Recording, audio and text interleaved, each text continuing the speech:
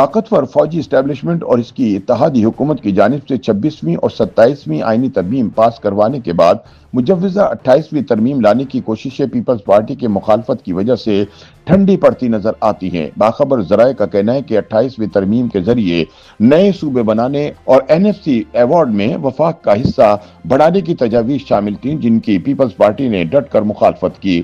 خیال رہے کہ 27ویں ترمیم کے بعد جب 28ویں آئینی ترمیم کے حوالے سے خبریں سامنے آنا شروع ہوئیں اور یہ کہا گیا کہ 18ویں ترمیم کو ختم کرنے کا منصوبہ بنایا جا رہا ہے، تو بلاول بھٹو نے ایک خطاب میں واضح کر دیا تھا کہ کسی کا باپ بھی 18ویں ترمیم ختم نہیں کر سکتا۔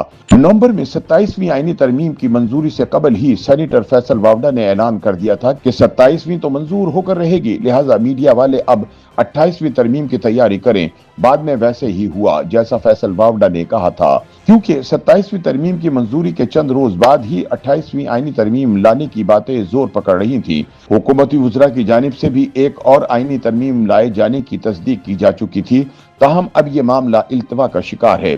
اس حوالے سے وزیر مملکت برائے قانون و انصاف بیرسٹر عقیل ملک کا کہنا ہے کہ 27ویں آئینی ترمیم کے وقت MQM کے ساتھ وعدہ کیا گیا تھا کہ بلدیاتی نظام کی مضبوطی کے لیے آئین میں ترمیم کی جائے گی، لیکن پیپلز پارٹی کے اعتراضات کے باعث یہ ترمیم نہیں ہو سکی۔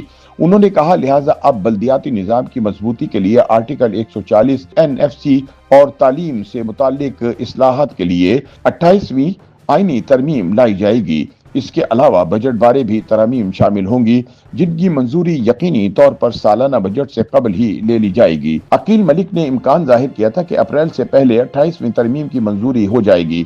معروف اینکر پرسن اور تجزیہ کار سہیل وڑائچ کا کہنا ہے کہ بظاہر 28ویں ترمیم کے حوالے سے اٹھنے والا شور کہیں دب گیا ہے۔ ان کا کہنا تھا کہ 27ویں ترمیم کے وقت بھی پیپلز پارٹی نے NFC ایوارڈ میں تبدیلیوں کی مخالفت کی تھی، لہٰذا 28ویں آئینی ترمیم کے ذریعے ایسے متنازع نکات اٹھانا جن سے حکومتی اطاعت خطرے میں پڑ جائے عقل مندی کی بات نہیں ہوگی۔ اس حوالے سے سینئر صحافی انصار عباسی کا کہنا ہے کہ 27ویں آئینی ترمیم کی منظوری کے وقت تو 28ویں ترمیم بھی فوری لانے کی باتیں ہو رہی تھیں، لیکن اب یہ معاملہ ٹھنڈا پڑتا نظر آتا ہے۔ اس کے علاوہ عدلیہ پر بھی ریاستی کنٹرول اچھا چل رہا ہے اور ہائبرڈ نظام کا کامیابی سے سفر جاری ہے۔ ایسے میں فی الحال کسی آئینی ترمیم کا امکان نظر نہیں آ رہا۔ سینئر تجزیہ کار احمد ولید نے اس بارے سوال کا جواب دیتے ہوئے کہا کہ 28ویں ترمیم کی ضرورت تو موجود ہے، کیونکہ فوجی اسٹیبلشمنٹ NFC ایوارڈ میں صوبوں کا حصہ کم کر کے وفاق کا حصہ بڑھانا چاہتی ہے، اس لیے یہ نہیں کہا جا سکتا کہ 28ویں ترمیم نہیں آئے گی۔ تاہم بظاہر ایسا لگتا ہے کہ اس معاملے کو ٹھنڈا کر کے حل کیا جائے گا اور فوری فیصلہ نہیں ہوگا۔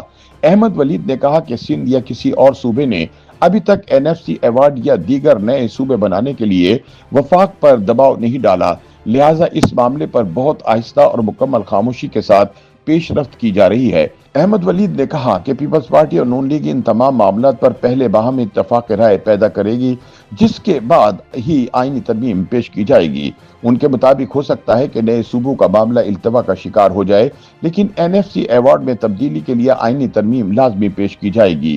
سینئر تجزیہ کار ماجد نظامی نے اس معاملے پر گفتگو کرتے ہوئے کہا کہ آئینی ترمیم کا سلسلہ ابھی رکنے والا نہیں۔ انہوں نے کہا کہ آئینی ترمیم کی منظوری کے لیے حکومتوں کے لیے بہت مشکل ہوتا ہے کہ ان کو عددی برتری حاصل ہو۔